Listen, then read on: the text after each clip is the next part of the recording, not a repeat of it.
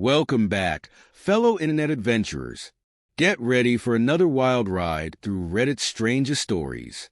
Today, we're diving deep into the internet's quirkiest corners. Grab your popcorn and join us on this adventure.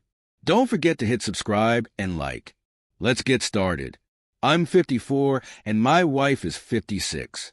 We've been married for 19 years, and just when I thought everything was solid, I discovered she was cheating on me. It hit me like a ton of bricks, and I'm still trying to wrap my head around it. We never had kids due to fertility issues, and even went through the IVF process, but it didn't work out. I do well for myself, owning vending machines and ATMs in North Carolina. My wife is an assistant store manager at Walmart, making a decent salary of just under $70,000 per year. We never really had any major communication issues, and both of our phones were open to each other. However, as time went on, I started noticing some changes. She began mentioning an old friend of hers more frequently, giving me detailed updates on his life. At first, it didn't register as a red flag, but looking back, I realized I should have paid more attention. Despite these oddities, we carried on with our lives, working, having date nights, and maintaining a decent sex life. Then came the fateful night. She texted me, saying she'd be late due to inventory at Walmart. This wasn't unusual. She often worked late during these times, so I thought nothing of it initially. But when she didn't come home by 2 a.m., I couldn't shake the uneasy feeling. I drove to Walmart but didn't find her car, and the sinking feeling intensified when she didn't answer my calls. My stomach tightened, and I could feel that something wasn't right. The whole situation was tearing me apart, and I wasn't sure where to go from here. An hour later, she texted me, saying she was at a friend's house with some male coworkers, having drinks. Something about it didn't sit right with me. Why hadn't she told me she was going to someone's house? We never had trust issues before, and this just fell off. When I confronted her, she got upset, accused me of being controlling, and insisted that nothing was going on. But I couldn't shake my suspicions, especially after the conversation we'd had about spicing up our sex life with threesomes. She finally stumbled in at 4 a.m., smelling of alcohol. I didn't say much. I'm not the type to accuse without evidence, but I couldn't shake the feeling that something was wrong. The next day, she apologized, claiming she'd gotten too drunk too fast. I reminded her how lucky she was not to get pulled over and told her that wasn't smart. She stuck to her story that nothing had happened with the guys, but I couldn't fully buy it. I warned her that if I found out she was cheating, I'd end the marriage. A few months passed, and things seemed to improve. We were trying to communicate more openly, but then I noticed more changes. Her phone started being face down and password protected, and she was texting an unfamiliar number that MY suspicions were reignited, and I decided to do some digging. I checked the phone bill and found something I wasn't prepared for. My wife was texting a number I didn't recognize, and there were thousands of texts and calls. Even on the night, she didn't come home until the next morning. That was a huge red flag. I decided to investigate further, but I didn't spill the beans to my wife. I wanted to uncover everything myself. Over the next few weeks, I snooped through emails and old phones we had lying around, but I found nothing. Everything seemed locked away in her phone, which I suddenly couldn't access. Despite not wanting to invade her privacy, I felt like I had no choice. That's when I took a drastic step. I hired a private investigator. After handing over all the necessary details, we discussed North Carolina's divorce laws. The investigator then dropped a bombshell about something called alienation of affection, where a third party can ruin a marriage. A week later, the investigator summoned me to his office with information that made my blood boil.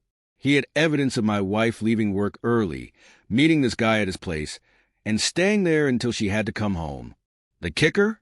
On 2 occasions, another guy showed up at the house, and my wife was there to greet him, sharing kisses. That was the final straw. Armed with all this damning evidence on a flash drive, I left the investigator's office and headed straight to the attorney he recommended. I filed for divorce immediately, The day my wife texted about being late coming home, I didn't respond. Instead, I packed my bags, called my brother, and told him everything. He was just as furious as I was. I headed to his place, knowing I needed time away to figure things out. I went home, packed a few things, and left for my brother's house. Surprisingly, I didn't get any calls or texts from my wife. I thought she'd blow up my phone when she realized I wasn't at home, but there was a reason for her silence. She was in jail, arrested for a DUI. In a strange way, this delayed the inevitable. She bonded out before her shift at work, called me, and left a voicemail wanting to talk. I didn't answer any of her calls or respond to her messages. Later that day, she was served with divorce papers at Walmart. Fast forward 2 months, and the divorce hearing arrived. My wife's attorney tried to get me to pay spousal support and hand over the house, along with part of my business. However, when my attorney presented the evidence of her infidelity, the judge ruled against spousal support and the business, but ordered us to sell the house. Fortunately, there wasn't much equity, so I wasn't overly concerned. After the divorce was finalized, my attorney and I discussed filing a lawsuit against my ex-wife's affair partner for alienation of affection. Fast forward another 3 months. The house was sold, and my ex-wife received about $115,000 from the equity. I got a similar amount. Around the same time, she was arrested for another DUI, fined, did community service, and had a suspended 2-month jail sentence. We talked a few times after the divorce regarding the house, but whenever she tried to bring up us, I hung up the phone. My private investigator found out that my wife's affair partner owned a restaurant in the area, and my lawyer and I decided to move forward with the lawsuit against him for alienation of affection. Now, I'm waiting for the court date. If there are any updates, I'll be sure to share them. Now, for the second story. I never thought I'd find myself writing something like this, but life has a funny way of throwing curveballs at you. My girlfriend Ashley cheated on me with her manager at the movie theater where she worked. The betrayal hit me hard, and I had to share what went down. Ashley and I had been together for nearly 3 years and had been living together for the past year. Like any couple, we had our share of ups and downs, but I genuinely believed we were in a good place a few weeks ago. An old friend from school, Emily, got a job at the same theater as Ashley. Emily and I were never super close, but we got along, and I was happy they'd be working together. It didn't take long for Emily to discover what was happening between Ashley and her scumbag manager. Being the good person she is, Emily couldn't stand by and let me stay in the dark. She called me up and dropped a bombshell, providing proof in the form of a photo of Ashley and the manager getting too cozy in the break room, and a video of her going into his office and not emerging for over an hour. The evidence was undeniable, and I was heartbroken and furious. Emily managed to talk me down and suggested that, instead of confronting Ashley in a rage, I should take the high road while also getting some sweet revenge. It sounded crazy, but she convinced me it might be the way to go. With Emily's encouragement, I devised a plan that would give Ashley a taste of life without me. I changed the locks on my house, ghosted Ashley completely, and left town for a week. I replaced the locks while Ashley was at work, without leaving a note or sending any texts. I packed a bag and drove to a friend's place about 2 hours away. The idea was to make Ashley panic when she couldn't get into the house or reach me. The thought of her freaking out was strangely satisfying.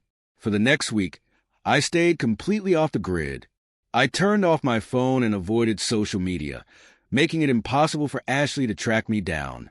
Throughout that week, I heard through the grapevine that Ashley was losing her mind. She couldn't get into the house, couldn't reach me, and all her stuff was locked inside. Honestly, it felt great to know that my heartbreak was slowly morphing into a feeling of control and satisfaction. When I finally came back to town, I didn't let her know I was home.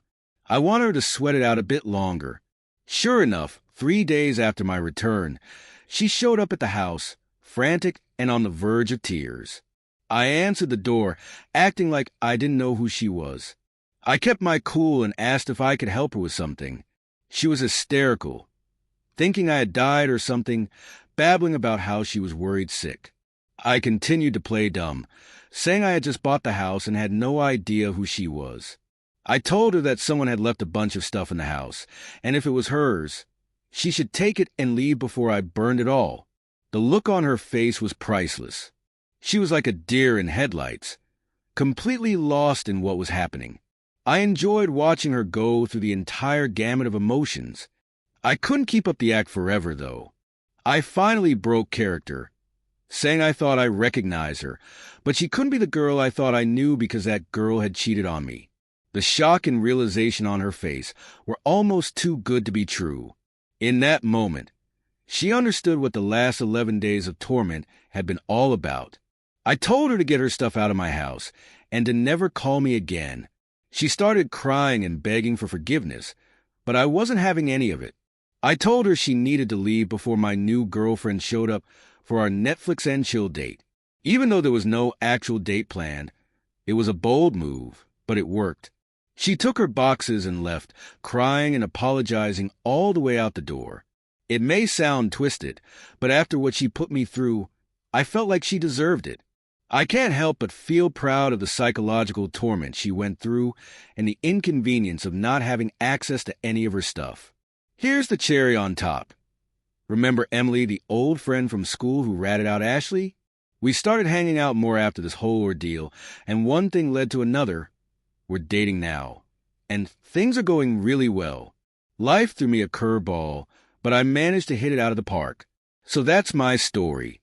I never thought I'd be one of those people posting crazy revenge tales, but here we are. Sometimes life has a funny way of working things out. As for Ashley, I hope she learned her lesson. Don't mess with someone who's willing to change the locks and leave town for a week. My advice for anyone going through something similar: don't be afraid to stand up for yourself and take control of the situation. I could have easily confronted Ashley and had a messy fight, but instead, I took the high road while also getting some sweet revenge. Look where it got me.